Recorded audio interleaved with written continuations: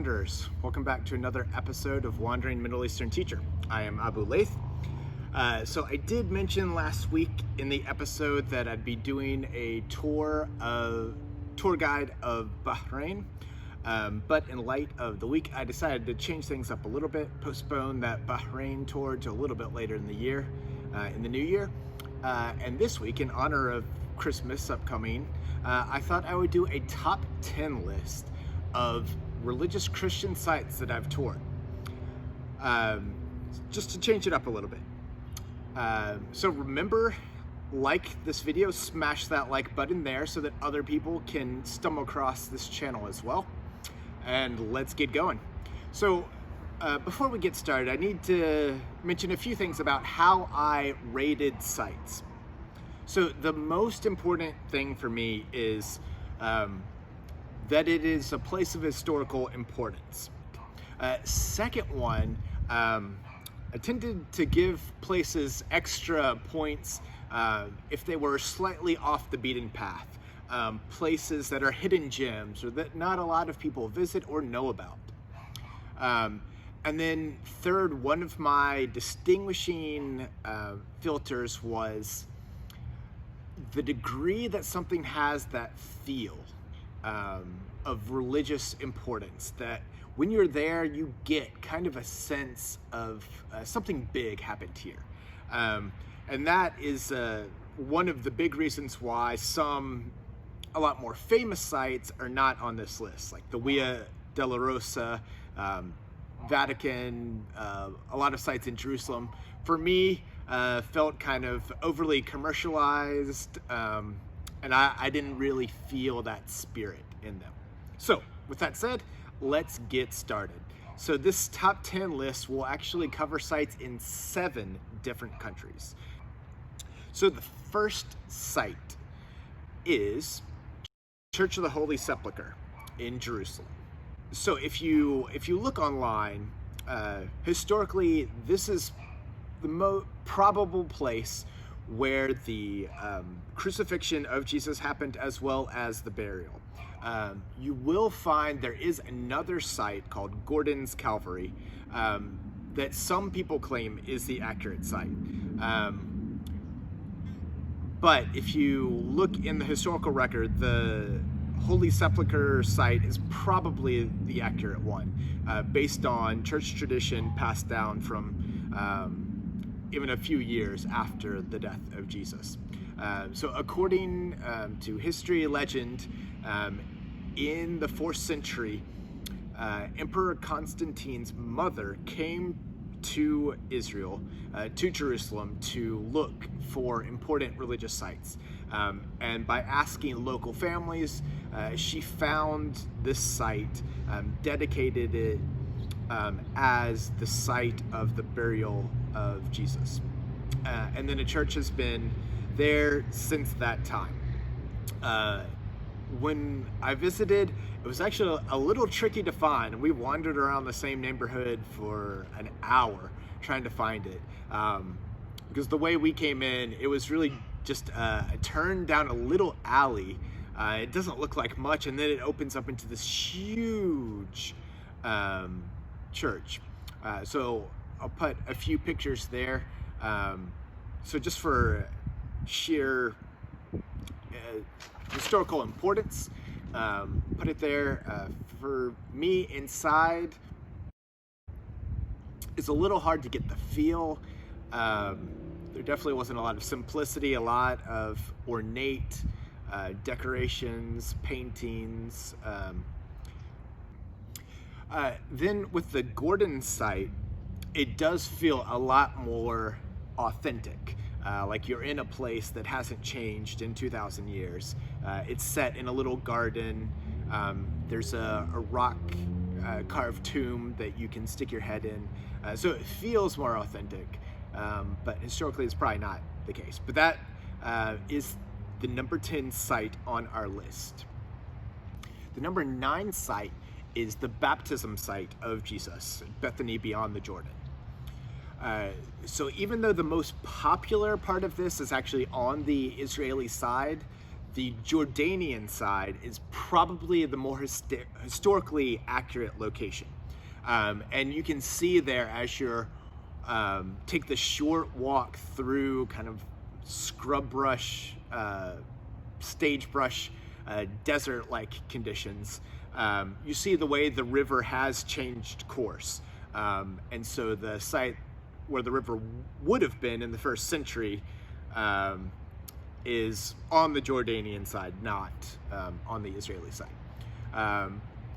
So as you're walking through the desert, you really get the sense of this is the area that, according to the Gospels and the New Testament, that John the Baptist was preaching and baptizing people. And then, so according to what's written, Jesus comes and is baptized by John the Baptist, and there's a voice. It all happens right there. So it does feel authentic. There isn't really a lot of room on the Jordanian side to sit and kind of soak it in. But definitely a very historically important place, coming in at number 9. Next, at number 8 is Mount Nebo. So according to the book of Deuteronomy in the Torah and the Christian New Testament, this is the place where God tells the prophet Moses that he's going to die. He's led the Hebrew people out of Egypt, out of slavery, and he gets this far. He's able to look out into the valley across the river and see the promised land, but he's told he will not get there with the people. So it's, again, an amazing sight. I mentioned it in my last video on Jordan, if you want to check that out to see more details.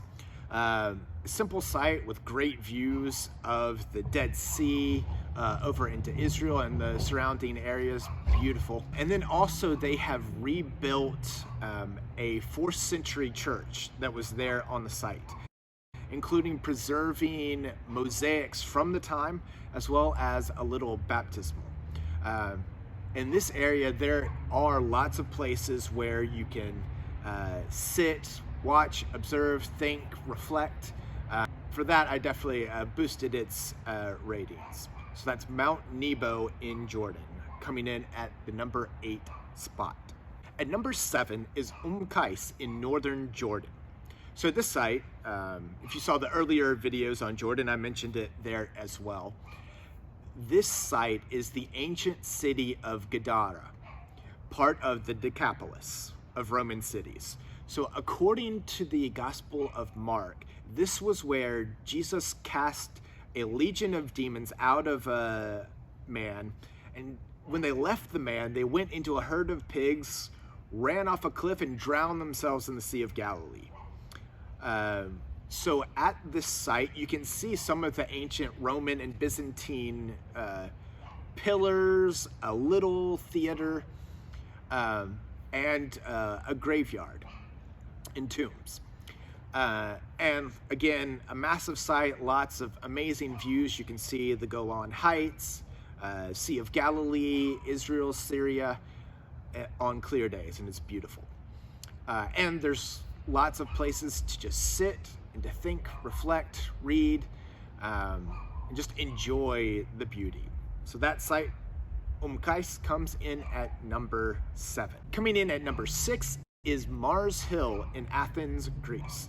So this site sits nearby to the ancient classical Greek Parthenon that's built up on the Acropolis.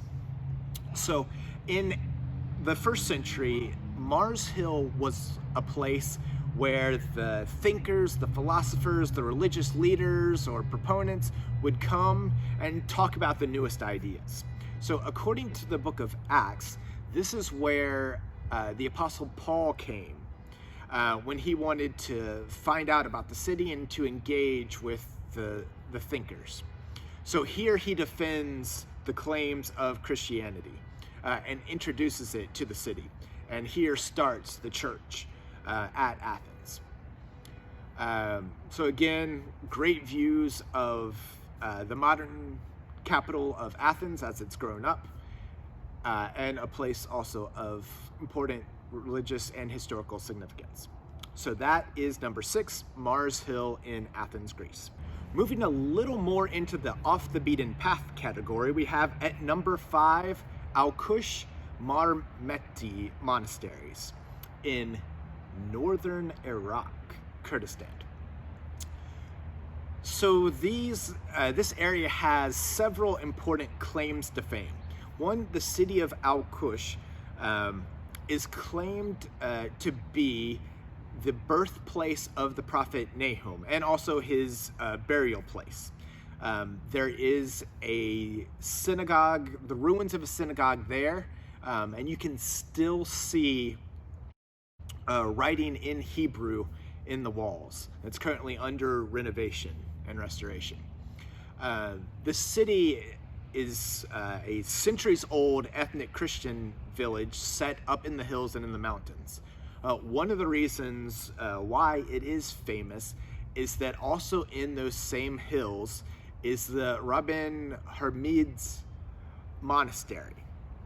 So it was built in the 7th century and was one of the leading monasteries of the church in the East, where people would come to pray and to dedicate themselves to God. So not far from that site, about 90-minute ride, still within the Kurdish-controlled area, is Marmeti. So this monastery traces its roots back to its founder in 396 AD. So it's one of the oldest monasteries in the world. And it sits on a hill overlooking the Nineveh plain. Nineveh, if that sounds familiar, that was the capital of the ancient Assyrians. So it's an area full of ancient history. So the monastery at Marmeti was one of the leading seminaries, meeting places, places for religious thinkers and training of future priests for the Church of the East throughout its history. So it's a place of great importance. And again, both these sites, the views are amazing of the area, with lots of space to sit, to reflect, even to sit in caves that may have been used for hundreds of years for people who have been trying to establish a relationship with God. So that comes in at number 5, the villages of Alkush and Marmeti. Coming in at number 4 is the town of Babylon. So again in Iraq. So it takes a little work to actually get there, but this site is full of historical importance. So Babylon is infamous from world history, ancient manuscripts, as well as a lot of encounters in the Bible as well, both New and Old Testaments. This area, after the fall of the kingdom of Israel and Judah, became one of the centers of Jewish tradition and thought, and a lot of writing and the practice developed here. Then later, it became also an important center of early Christian thought and one of the headquarters of the Church of the East. And even today, there is remnants and ethnic Christians who live in this city, descended from centuries ago, who moved there. You can also see in the rebuilt ruins as King Nebuchadnezzar designed them, a place where Alexander the Great, the throne room where he probably died, and you could also see restored temples, all this restored by Saddam Hussein. And as you walk those streets, get a glimpse of the designs on the walls, even see glimpses of the paint that's still there centuries later, millennia later. You can get a glimpse, you can get a feel for what it was like for those people who lived in that city so long ago. This is also the place of the ancient Tower of Babel, as languages were divided and people spread out throughout the world, started here as well. So at number 4, Babel and Babylon. Number 3 is another Middle Eastern location. This time we turn to Tunis, the capital of Tunisia in northern Africa. So this site is very important in the beginning of church history. So if that sounds a little surprising, it's true.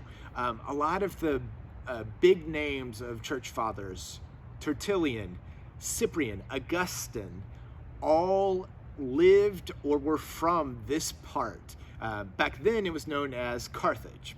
If you're a fan of ancient history, you know that town is also important as the capital of the Phoenician Empire, and they fought a series of wars with Rome, the Roman Republic and Empire, for control. So later, once this area does become more of a Christian area, it was important for several councils, church-wide councils that met there, including one that formally approved the canon, the books that would be in the Christian Bible. The thing that I really like about the sites in Tunis is that there are really no historical markers anywhere. You really have to know your church history or have someone, a tour guide, show you to know where these are. They're not hard to find, but there isn't really any explanation on site. So they're the ruins of the church where this council happened that decided on the books of the Bible, even though for decades there'd been pretty widespread agreement on what those books were. At that same site, there's a unique baptism. So this baptism is actually carved into the ground. So the convert would descend down some steps into a pool, be baptized at the bottom in the pool, and then ascend another set of steps back out of the pool, symbolically showing that they had entered into the grave, into death, and had come out into new life, and their new life as a Christian. Also nearby is another area, a smaller Colosseum theater that the Romans would use for gladiator fights and fights with animals. So this is the site of one of the most famous stories of Christian martyrdom. So in the story, there was a girl from a well-off family, Perpetua, and her family remained deeply rooted to the Roman gods and goddesses, but she converted and became a Christian. Her family threatened her, but she would not change her mind. Around the same time, her slave girl also became a follower. To push them to the limit, to test their conviction, the local authorities charged them with crimes and put them into the gladiator fights and unleashed animals against them, who killed both of them. If you want to read the full story for yourself, I'll link a description of it in the comment section below. So that also is a really famous story, really famous site. Again, there's nothing there to tell you that. You just have to know it's there. So that is our number 3 site, Tunisia and Carthage. All right, we are finally coming to the end. So our number 2 site is the Church of St. Paul outside the wall in Rome, Italy. Now, this church is built on the ruins from the 4th century, on what is believed to be the site where the Apostle Paul was executed. And a church has been there ever since. Unfortunately, a fire broke out in the 1800s and the entire church was destroyed, but it has been rebuilt. What makes this place truly important and gives it such weight is that within it, there's a little shrine for the tomb. You can just make out one edge of what's claimed to be the tomb of Paul.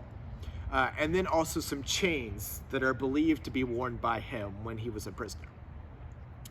The church is massive, so there are lots of areas to sit on a bench, or to just stand and to reflect on the life of Paul, and on his life dedicated to defending the truths of his faith and proclaiming it in new lands. So that brings us to our number one site.